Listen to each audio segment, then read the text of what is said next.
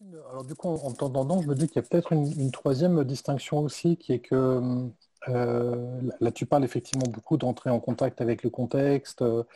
Et en fait, c'est vrai avec l'hypnose, on a un mouvement qui est un mouvement plus vers l'intériorité. C'est-à-dire, on est moins, bien sûr, que quand on fait notamment ce qu'on appelle une induction hypnotique, c'est-à-dire que lorsque l'on propose à quelqu'un d'entrer en état d'hypnose avec un accompagnement particulier, bien sûr qu'on va lui demander de pouvoir faire attention au contexte qui est là présent, etc.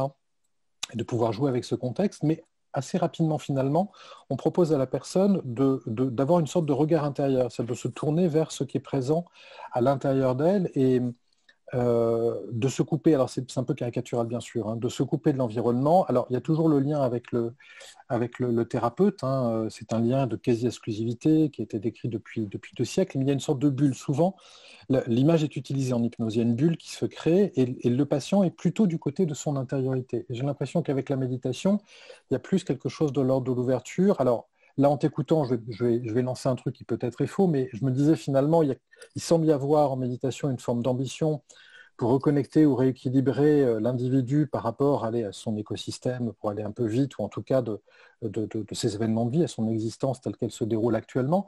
Là où en hypnose, on essaye peut-être de le recontacter avec tout un système de valeurs, de croyances, euh, qui fasse que sa notion d'identité, en tout cas de trouver des points de repère dans son existence, puisse être fait. Mais il y a cette notion peut-être d'intériorité plus importante en hypnose qu'elle ne l'est en méditation, et le fait de se reconnecter plus à soi qu'à son environnement. Et alors évidemment, quand on se reconnecte à soi, on peut s'ouvrir ensuite, mais plus de se reconnecter à soi. J'ai l'impression, en tout cas, quand je t'écoute parler, qu'il y a peut-être cette distinction un peu rapide, mais une ouverture sur l'écosystème en méditation et plutôt une ouverture sur son intérosystème, on va dire c'est comme ça, en hypnose. Voilà, évidemment, c'est pas aussi caricatural que ça, mais j'ai l'impression en tout cas que le mouvement a l'air différent. Euh, L'entrée en Et soi. alors, Ouais. sachant que, bon, si on parle de méditation, d'entraînement attentionnel pur, effectivement, il y a ça. Mais il faut savoir qu'avec la méditation, la question des valeurs est jamais très loin non plus, puisque en fait, si je schématise à outrance, quel est le logiciel de la méditation dans une perspective de gestion du stress, par exemple, c'est de se donner un temps d'observation pour pouvoir mieux choisir sa réponse plutôt que de partir tête baissée dans la première réaction, qui est une réaction de lutte ou d'évitement, parce que c'est inconfortable. Mais la question qui vient derrière, c'est, OK, donc ça va m'aider à mieux répondre. Mais dans quelle direction j'oriente mes réponses? Et là, ce qui va nous donner les valeurs, ce qui va nous donner la réponse, c'est le système de valeurs, c'est les valeurs. Donc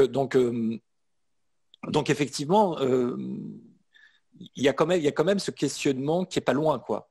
Et ce questionnement qui est pas loin de l'approche méditative. Et d'ailleurs, en fait, c'est ce qui est proposé dans la thérapie d'acceptation et d'engagement, en fait, qui est une forme de psychothérapie qui s'inscrit dans le prolongement de l'approche méditative et qui fait un gros focus justement sur cette question de qu'est-ce que mon cœur désire pour moi dans ma vie, qu'est-ce qui donne du sens pour moi à ma vie. Et donc, l'entraînement méditatif va me permettre de pouvoir justement développer des réponses qui soient plus en phase avec ce que j'estime être juste, beau et bon de faire. C'est peut-être là d'ailleurs où est la distinction, on va dire, sur enfin, ce qui a été peut-être lâché, ou en tout cas la volonté de lâcher dans la méditation pour peut-être pas laïciser, en tout cas l'occidentaliser, c'est peut-être la notion de soi. C'est-à-dire que ce dont tu es en train de discuter quand même, c'est la préservation chez l'individu de ce qui le caractérise, de son individualité, de son identité. Si on lui propose de rentrer en contact avec sa boussole intérieure et de se laisser porter par ses valeurs, les valeurs définissent l'individu en tant que tel. Et peut-être qu'effectivement, par rapport, on va dire, au système philosophique, méditatif sur le versant vraiment philosophique, peut-être que c'est cette notion de soi qui est préservée. En hypnose, en tout cas, la notion de soi est pas honteuse. C'est-à-dire qu'on va, même si quelqu'un comme François Roustan parlait parfois d'impersonnalité, mais pour le thérapeute en tout cas, la notion de soi est une notion qui n'est pas honteuse dans le sens où on défend l'idée en fait d'un humain avec tous ses travers en tant que tel, et de chercher à un moment donné une forme d'équilibre à l'intérieur de ces travers, Et la rencontre en fait thérapeutique est vraiment une rencontre entre deux individus qui vont créer un espace de travail dans lequel chacun va mettre un certain nombre de choses. On parle d'ailleurs de co-trans. Le thérapeute est en transe de son côté, le patient l'est également. Et puis dans leur subjectivité, ils vont sur une table centrale qui est l'hypnose, un espace à l'intérieur. Ils vont commencer à modeler un certain nombre de choses dans cette rencontre particulière, mais c'est bien deux individus qui se rencontrent. La notion de présence dont tu parlais tout à l'heure, elle est de plus en plus présente pour le coup en hypnose. Il y a notamment les thérapies humanistes existentielles, Rogers Maslow, et puis les suivants jusqu'à maintenant. Et dans la notion de présence thérapeutique, il y a toujours la notion de soi du thérapeute, c'est-à-dire c'est vraiment deux individus qui se rencontrent. Et je suis peut-être en train de me dire qu'il y a peut-être là, on a cité les termes mais sans vraiment rentrer dedans, ce serait peut-être intéressant du coup qu'on s'arrête sur la pratique méditative individuelle et sur peut-être l'auto-hypnose. Parce qu'évidemment, pour l'instant, je parle d'hétéro-hypnose et pas d'auto-hypnose. Et du coup, est-ce que toi, tu fais une distinction au niveau de la méditation entre la méditation telle qu'elle peut être, pardon du terme, il est sans doute pas très beau, enseignée, transmise en tout cas, c'est-à-dire dans un acte relationnel en tant que tel, et la méditation telle que l'individu se l'est appropriée. Est-ce que tu vois une distinction entre les deux? Parce qu'en hypnose, elle existe, mais j'en parlerai tout à l'heure. De mon point de vue, en tout cas tel que je la conçois, la méditation, c'est un apprentissage et c'est un entraînement. Et donc, quand on apprend à méditer, je pense que c'est compliqué d'apprendre à méditer seul. Et on a besoin d'un guide, on parle d'instructeur, c'est pas un terme très joli, mais on n'a pas trouvé mieux. On peut parler d'animateur, d'instructeur. La méditation donc va être transmise et on va avoir, en tout cas c'est comme ça que c'est fait en médecine. La plupart du temps, c'est délivré en groupe et donc on fait des séances et puis donc il y a des temps de méditation et ensuite il y a des temps d'échange et de régulation à la fois des vécus, de ce qui a pu être observé et puis des pratiques avec des questions qui peuvent émerger pendant qu'on pratique. Et donc tout l'enjeu, ça va être justement pour l'instructeur finalement de pouvoir guider les participants pour qu'ils puissent s'approprier la pratique telle qu'on l'entend. Une fois que cet apprentissage-là est fait, les personnes sont à même de méditer ensuite pour elles-mêmes. Il n'y a pas, de mon point de vue, il n'y a pas nécessairement besoin de continuer de le faire avec un guide. Maintenant, c'est toujours bien de pouvoir continuer d'être accompagné. Et puis de méditer en groupe. Il y a toujours le support du groupe aussi qui fait que quand on est à plusieurs et qu'on a des temps de partage et d'échange, ça rend la pratique probablement beaucoup plus puissante et intéressante. Pour autant, voilà, moi j'ai pas mal de temps de méditation où je suis seul, parce que je me suis approprié la pratique. Et c'est un peu, à nouveau, je fais le parallèle avec le sport, hein, c'est-à-dire que on peut très bien aller courir en groupe et on peut très bien aller courir seul.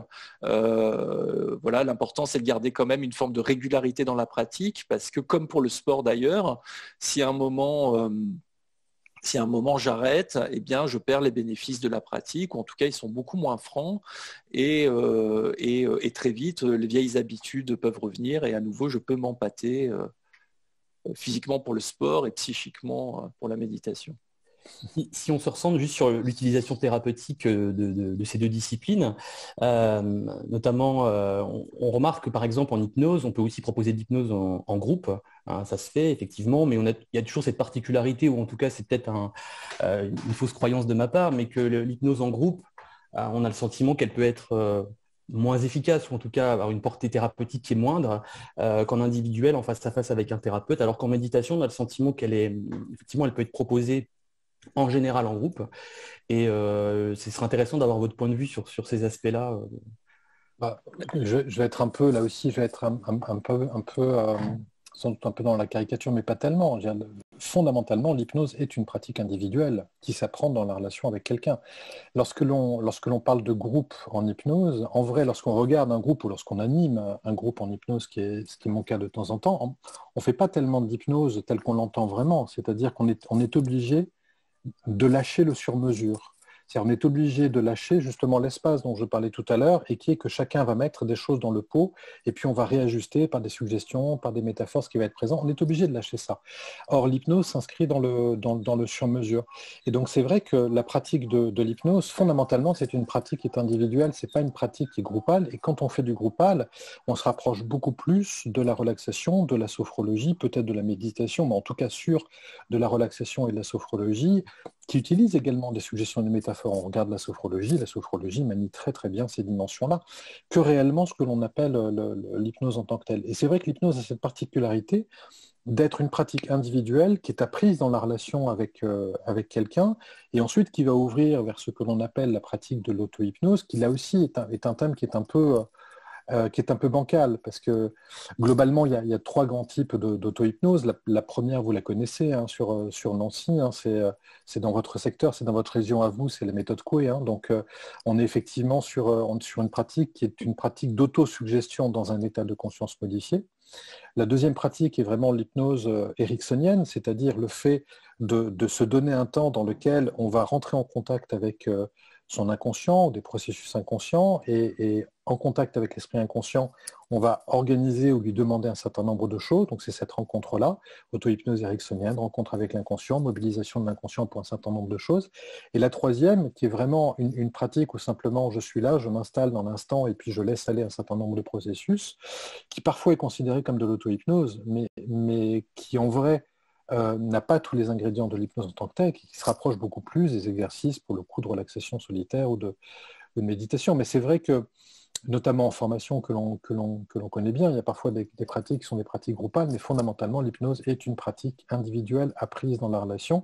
L'auto-hypnose reconduit, reproduit quelque chose de l'ordre de la relation dans le cadre des suivis. Les patients nous le disent d'ailleurs, quand ils reviennent à la séance d'après, après qu'on leur ait appris une première fois l'auto-hypnose, ils nous disent ça n'a pas été comme d'habitude, il m'a manqué le son de votre voix, votre présence, votre guidance, qui montre bien que l'auto-hypnose, vraiment dans le cadre de l'hypnose, est un processus individuel, appris relationnellement, et le patient doit reconduire quelque chose de l'ordre de la relation quand il pratique. On n'est pas dans une pratique de groupe, ou alors ça devient autre chose.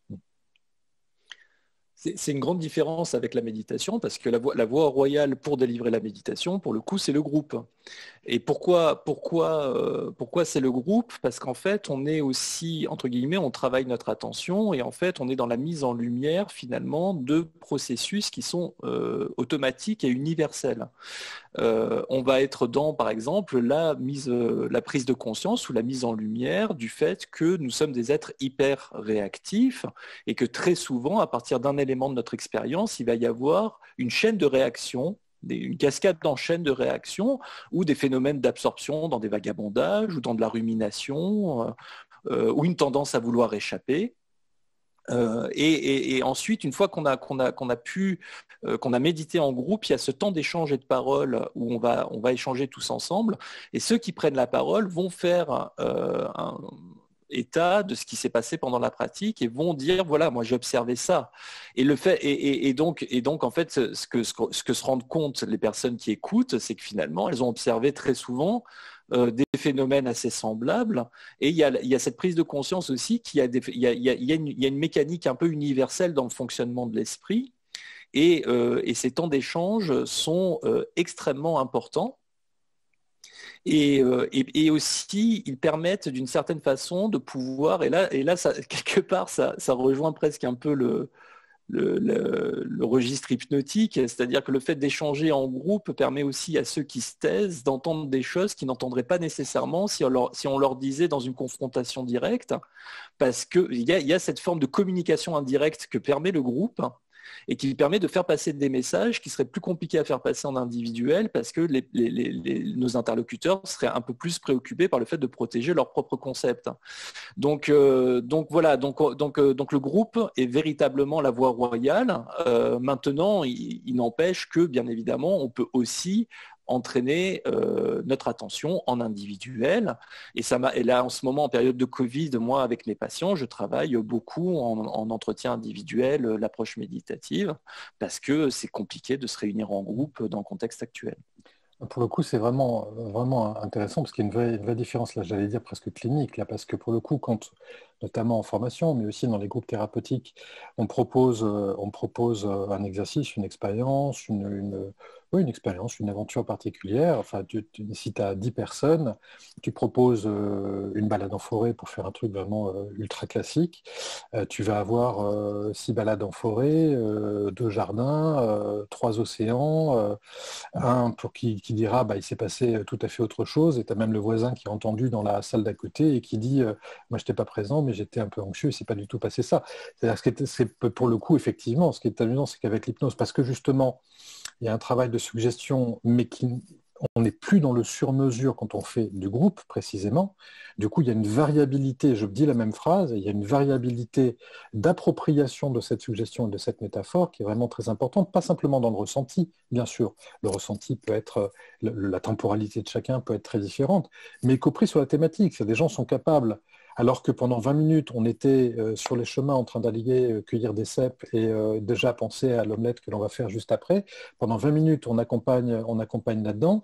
Et en fait, tu as un type qui, pendant 20 minutes, est allé faire sa plongée. Et puis, tu as une jeune femme à côté qui, pendant 20 minutes, elle, par contre, est partie dans la stratosphère et s'est ouverte vers l'univers, quoi. Et c'est ça qui est fascinant. Et les trois, en fait, enfin, les personnes à qui tu auras proposé ça ne vont pas dire juste, j'ai pas été dans la forêt et quid de mon omelette au cèpe, quoi. Elles vont dire, c'est surprenant et nous-mêmes, on est surpris par ça. Donc, c'est pas simplement une variabilité en termes de ressenti ou de temporalité. L'accompagnement va continuer à se faire, les gens sont toujours là, ils sont toujours avec le thérapeute, ils sont toujours présents, ils vont entendre les suggestions, mais ils vont les tisser immédiatement dans quelque chose qui leur appartient, soit parce que c'est vraiment très adapté à ce qu'ils ressentent et ils ont envie de connaître cette aventure, soit immédiatement ils vont le transformer en autre chose. Mais il y a une grande variabilité dans les vécus des gens. Oui, alors en méditation, il va y avoir des retours très différents en fait, parce qu'il va y avoir, pour une même séance, on va avoir des personnes qui vont dire, écoutez, moi j'ai contacté des choses extrêmement agréables, c'était vraiment une pratique stabilisante, j'ai observé même de l'apaisement se faire en moi. Puis des personnes qui vont dire, moi ça a été extrêmement compliqué, c'était très agité, j'en avais marre, je m'ennuyais, je voulais que ça s'arrête. Et les deux pratiques, de ce point de vue-là, sont tout à fait réussies, en fait. Alors, c'est ça qui est formidable avec la méditation. Moi, je suis le ravi de la crèche à chaque fois. Je dis, c'est super. Alors, c'était bien, super. C'était pas bien, super. Parce qu'en fait, en gros, ce qu'on va travailler, à nouveau, c'est pas la recherche de confort ou l'obtention d'un effet quel qu'il soit, mais simplement notre capacité à observer ce qui se passe dans le moment présent. Et à partir du moment où on est dans l'observation de ce qui se passe, que ça soit agréable ou pas, on est bon. Mais bien évidemment, il y a des pratiques où les retours vont être très différents en termes de ressenti, en fait. Et c'est une métaphore que j'utilise souvent. Enfin, vous avez compris, je fais souvent le parallèle avec le sport. Et je trouve c'est le ski. Moi, je dis le ski, des fois, c'est génial. Hein, la neige est bonne, la pente est douce, les skis sont bons. On fait des petits mouvements, c'est harmonieux, c'est génial, c'est super agréable. Ça ne nous a pas demandé beaucoup d'efforts, c'était très agréable et c'était du ski. Et puis des fois, en fait, la neige est dégueu, il y a du verglas, on n'y voit pas à 2 mètres, les skis sont pourris, on fait tout ce qu'on peut pour pas se casser la figure. On arrive en bas, c'était très désagréable, ça nous a demandé beaucoup d'efforts, et pour autant, c'était du ski. Et à chaque fois, et la question qu'il faut se poser aussi, c'est quelle est la descente? Alors, il y en a une qui est plus agréable que l'autre, ok, mais quelle est la descente qui m'a le plus appris en termes d'ajustement de posture? Et probablement que c'est la deuxième. Donc souvent les gens, en fait, au début, quand ils apprennent la méditation, ils ont le sentiment que si c'est pas agréable, c'est raté. Mais en fait, on se rend compte après avec la pratique que finalement, ce sont probablement les pratiques qui nous semblent être les plus désagréables ou les plus ratées, qui finalement sont peut-être celles qui nous apprennent le plus. Mais tu vois, en hypnose, on apprend à modifier le climat directement. Et donc, du coup... moi, ce que je voudrais, Antoine, c'est qu'un jour tu m'emmènes dans la stratosphère. Ça, tu vois, j'ai bien retenu. Écoute, ça peut éventuellement se faire. Oui, non, c'est ça pour le coup. Là, je pense qu'on a aussi des variations, bien sûr, en termes de ressenti de la part des participants, mais c'est vraiment parfois des variations sur le scénario lui-même, quoi. Et c'est ça qui, pour le coup, tu parlais d'être ravi de la crèche. Moi aussi, enfin, moi, je suis vraiment très très surpris très souvent de cette faculté de transformation qui m'émerveille tout le temps autant. Et effectivement, cette capacité d'appropriation qui fait que les personnes, quand elles délivrent son récit, peuvent donner l'impression qu'elles ont été à côté pendant 20 minutes. En tout cas, dans une pratique, alors sans doute qu'après on va en parler, en fait, globalement, l'hypnose, en fait, dans une pratique, on va dire thérapeutique, quand c'est en lien avec un acte, un soin, etc., je dis souvent que c'est l'acte plus 4 minutes, 2 minutes avant, 2 minutes après, 2 minutes le temps de s'installer avec le patient et de commencer, 2 minutes après, parce qu'on ne va pas arrêter pile au moment de l'acte en tant que tel, mais globalement, le temps de la séance, il est donné par l'acte en tant que tel.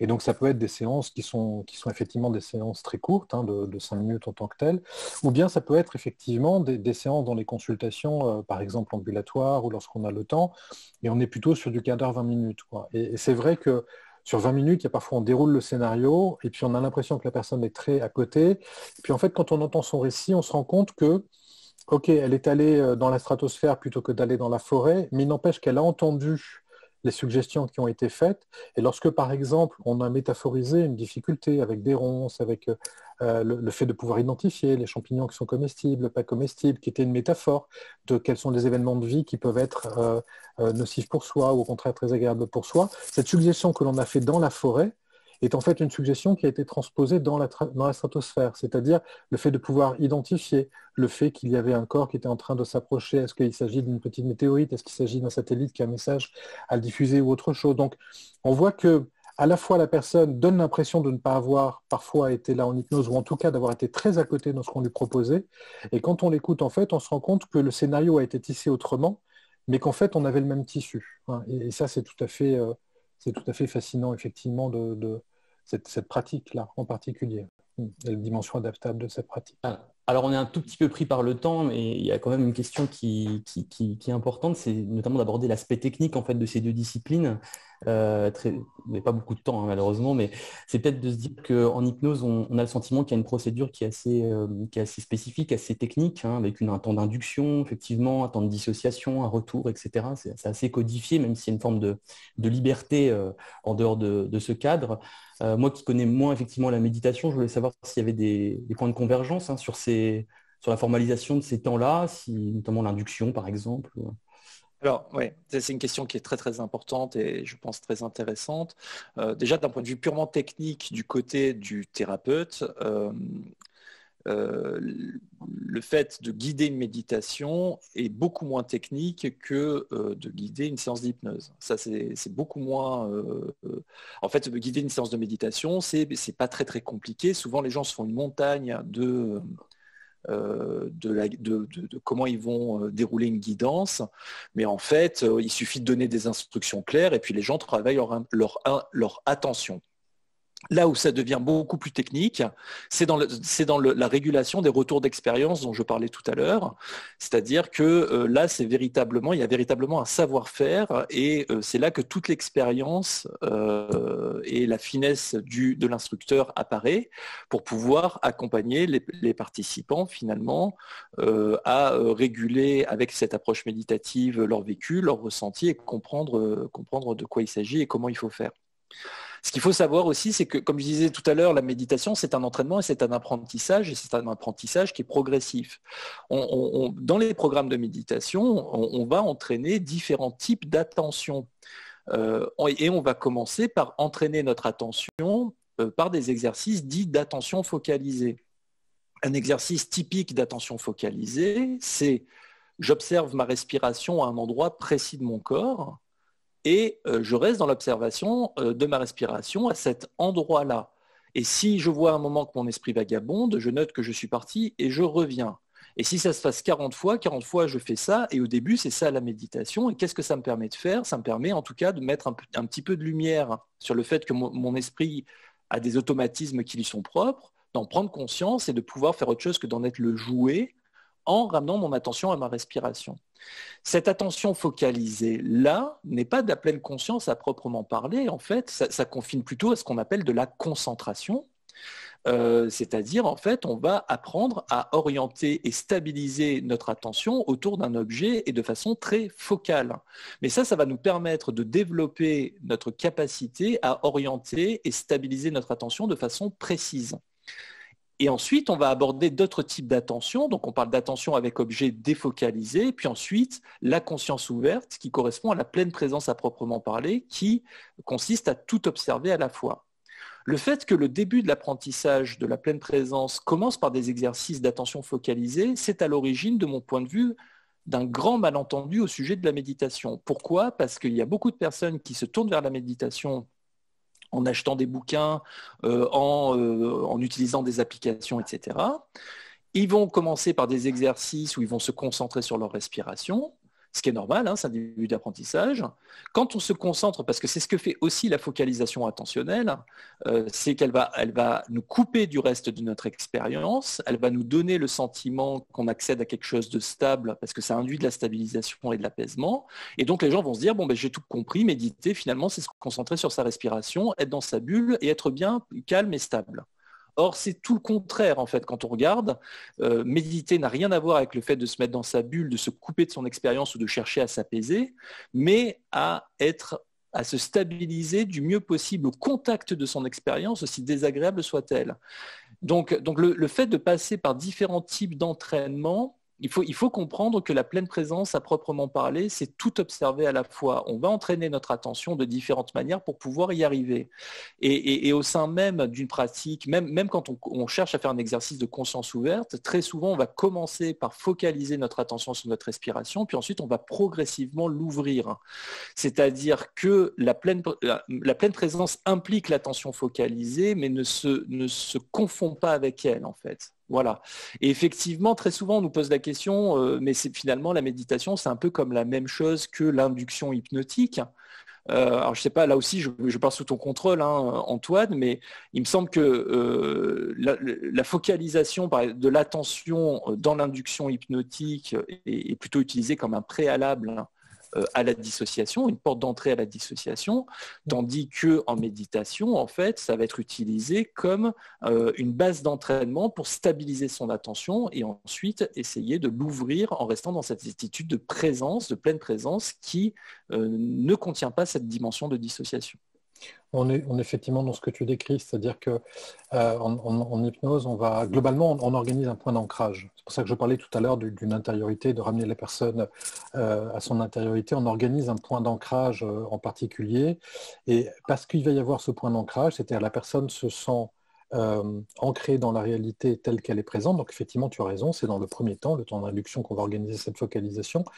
Du coup, il va y avoir ce phénomène où on va chercher la dissociation, c'est on va chercher ce que tu décrivais tout à l'heure dans le fait de partir ailleurs. Et là où tu disais, en méditation, on va prendre acte que la conscience est allée visiter, et c'est super qu'elle soit allée visiter ailleurs, et maintenant on la ramène à la réalité telle qu'elle est en train de se dérouler. Au contraire, avec l'hypnose, parce qu'il y a ce point d'ancrage, on va inciter, suggérer, accompagner le patient justement à la visite et à l'aventure un peu plus loin. C'est-à-dire qu'on va effectivement lui proposer de partir vers cet ailleurs, et cet ailleurs va venir nourrir et modifier la réalité en retour. Et là, effectivement, dans le mouvement qu'on décrit, on voit que dans les deux, il y a effectivement on va dire une stratégie, c'est un gros mot, mais en tout cas, il y a une méthode. Voilà, c'est plus joli de dire comme ça. Il y a une méthode dans les deux cas. Mais là, effectivement, où on l'a bien compris, pour la méditation, on s'inscrit dans cet instant, etc. Et où la question de l'attention se décrit telle que tu viens de le faire, c'est plutôt un préalable, effectivement, en hypnose. On cherche ce moment dans lequel le patient va partir et on va l'encourager à partir parce qu'il y a ce point d'ancrage. C'est vraiment parce que, moi je dis souvent, ce sera mon dernier point là-dessus, je dis souvent aux patients, vous savez, on oublie souvent que lorsque l'on veut partir en voyage, on pense souvent à la destination, là où on souhaite aller, etc. Et on oublie souvent que lorsque l'on ne sait pas d'où l'on part, on ne peut pas décrire la destination. On a une idée de là où on souhaite aller, mais on ne peut pas définir on ne peut pas définir le trajet tant qu'on n'a pas le point de départ qui nous permet de pouvoir l'inscrire. Et en hypnose, ça va être ça. D'abord, je visite quel est mon point d'ancrage, et quand j'ai mon point d'ancrage, je vais dans ce voyage particulier qu'on appelle la dissociation, pour ensuite se réassocier, c'est-à-dire pour ensuite réinscrire, retravailler la réalité à son bénéfice dans un dernier temps. Ouais. Mais il y a une méthode, bien sûr.